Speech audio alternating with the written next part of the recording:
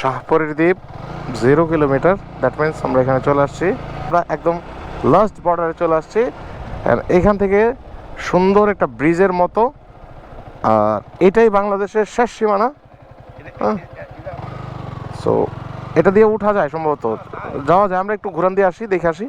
হ্যাঁ, একটু চক্কর দিয়ে আসি।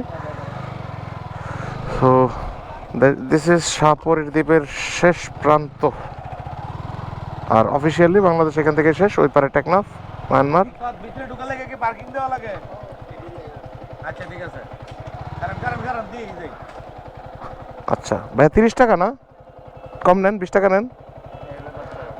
হ্যাঁ, আমি ধরেন হেঁটেই যাচ্ছি।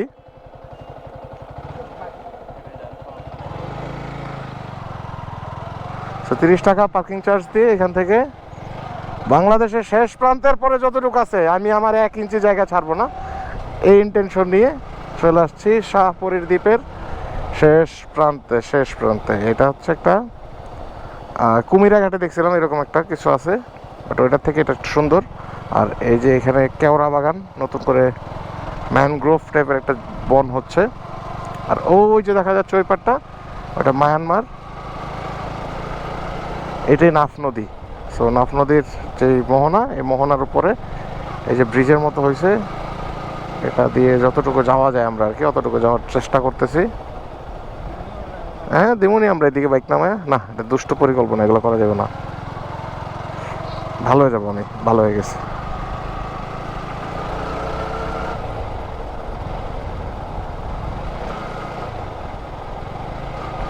যেহেতু 30 টাকা পার্কিং চার্জ দিয়ে আসছে, এখানে 30টা ছবি মিনিমাম তুলতে হবে।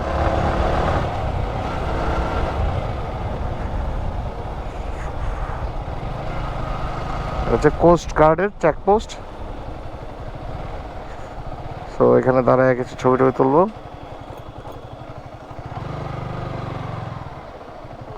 আমরা কিন্তু মোটামুটি সমুদ্রের উপরেই আছি না?